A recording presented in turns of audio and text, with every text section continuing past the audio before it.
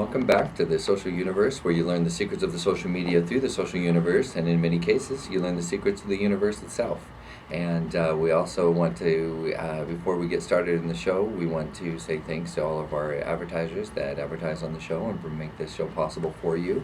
We want to thank Crescendo for bringing a program to all of our listeners that if you need a free website, all you have to do is call 480-296-1776 and they'll create one for you. And also, we want to say thanks to Glendale Flowers for taking care of all of our floral needs, and we recommend that you do the same.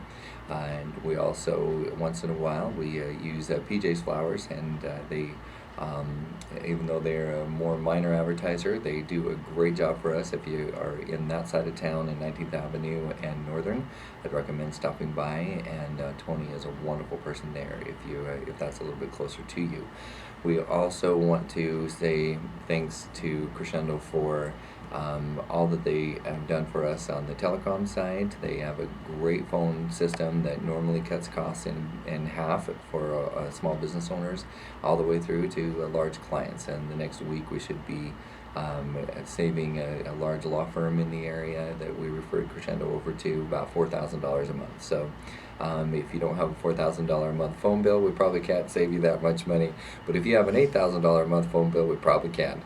So feel free to give us a call and we'll get you connected at 480-296-1776. We also want to say thanks to Planet Beach. After a very long day yesterday, I actually worked out at another one of our sponsors' locations, Orange Theory. I'm going to be talking about that a little bit later in the show. Wonderful, wonderful experience. I'd recommend going down there. I lost 10 pounds in my first week. So it was just a wonderful experience there, and they have a great advice to give. But after working out, I went up to Planet Beach on my way home, and they have a chair massage there that is the most amazing thing ever. I would much rather have that chair massage than a lot of the massage therapists that are out there.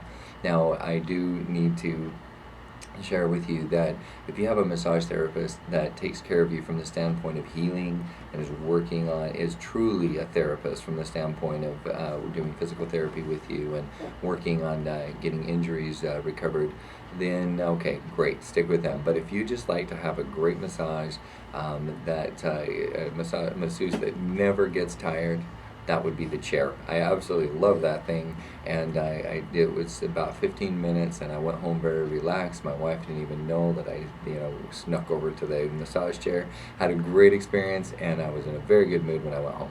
So she loves that part. Dad comes home, the kids love it when I come home and I'm happy. So if you feel like you need a little of a pick-me-up before you go home and want to face your family in a very happy way, I recommend Planet Beach. So the last group of people that we want to thank are all of you who are listening, who are listeners. Without you, we couldn't do it either. So we appreciate all of you who have tuned in, and we are in for a real treat today. We have brought Mary Moriarty, who is joining us from the Irish Cultural Center, and we have the holiday season upon us, and I just have had some of my most amazing memories at the Irish Cultural Center here in downtown Phoenix. So Mary was nice enough at a relatively short notice to actually come on the show and talk a little bit, a lot hopefully, about the Cultural Center and what it does. And in the next segment we're going to talk about what they have coming up here in this holiday season. So Mary, welcome to the show. Thank you. Nice to be here. Definitely nice to have you joining us. You didn't know this, but I've been stalking you for almost a year. I actually caught her yesterday, along with a couple other people that were stalking the center, because it's a beautiful, beautiful place. Tell us a little bit about how did you get such a beautiful cultural center set up? I don't think there's a better cultural center in all of the Phoenix area than that. Well, we are very, very fortunate. Through the Gotta eat the microphone. It's a public-private partnership between the City of Phoenix Parks and Recreation Department, because we are in Margaret Hans Park. The Arizona Department of Transportation, because Margaret Hans Park forms the I-10 tunnel. Oh, yes. and the Irish Cultural and Learning Foundation, which is the 501c3 that basically manages the facility. And it's through our sister city relationship with the town of Ennis in County Clare that we came to be. The late city councilman Howard Adams basically helped us maneuver our way through. And let's give more credit to him. What's his name again? Something Adams? The late city councilman Howard Adams. Howard Adams. Well, we were thankful that he did that while he was very able to. much so. He kind of knew the ins and outs of the city. And the city was trying to basically bring back the downtown area. Okay. And right next door to us is the Japanese Friendship Garden because... Also quite beautiful. If you Yes. should take a trip down to both. You bet. Phoenix has a sister city in Himeji in Japan. So Howard wanted to get us a cultural center and had us twinned with Ennis. And that was in 1988. Okay. And the first part of our center opened with our Great Hunger Memorial on Gordon Moore. Okay. And that was dedicated September 25th, 1999. Okay. And that was the day that they broke ground on Hollamore, the Great Hall, which was dedicated St. Patrick's Day 2002. And it's a replica of a 19th century Irish meeting hall. Then our cottage, which is a mirror version of the North Clare farmhouse at Bunratty Folk Park in County Clare, that was dedicated on March 21st, 2004. Wow. And then last September, or actually September of 2012, through the generosity of Norm McClellan, who heads up Shamrock Foods, Oh, okay. we have the McClellan Irish Library that opened last year. Isn't that new? Yes. Now that's the larger building that's on the south side? That's the larger building that is reminiscent of 12th century Norman castle. Yeah, it's wonderful. I have to, I hate to admit this on the air, but while I was stalking you, I wandered all through that, all by myself, trying to figure out where the head office is. And there were people that were practicing Irish instruments, and I'd ask them, they're like, I think it's upstairs. And it was just it was so wonderful, actually. I was waiting for security to grab me and throw me out, but everybody was really nice, and it was wonderful. And you're absolutely right. It's so beautifully done, and that's great. Well, our architect, Paul Ahern, he designed the hall and the cottage and the library, and he is a genius. Yeah. And it is actually a beautiful facility that the front facade was actually Irish blue limestone imported from Ireland. Oh, wow. Frank McCormick from Irish Natural Stone, who did the headstone for Annie Moore back in New York, first immigrant through Ellis Island. We had him doing the front arches as well as the entry floor and one of the fireplaces upstairs. And it's really wonderful to actually have stuff that came from Ireland. I didn't realize it was so authentic. I knew it looked amazing. And anybody who hasn't had a chance, the actual address is, let's see if we can get it, 1106 North Central Avenue. So it's just south of the freeway, the I-10 freeway, not the I-10 freeway south, but the I-10 freeway north. Well, what do you call that little section? We're actually on top of the I-10. There we go. It just feels like it because you have to get off the freeway to go there, but yeah. Right. We're on the west side of Central between McDowell and Roosevelt. Those are our main cross streets. Okay. And but Margaret Hans Park forms the I-10 tunnel, and we're in Margaret Hans Park. Okay. So we're actually, when you're going through the tunnel, we're on top. So always think of the luck of the Irish as you go through that tunnel. Well, it's truly, truly beautiful. I do recommend that you go down there, and also nothing wrong with touring the gardens, the Japanese gardens, while you're down there as well. Yes. We do a lot of weddings with them because they do a lot of wedding ceremonies, and then we rent out the center for receptions. I bet you do, but it's very popular.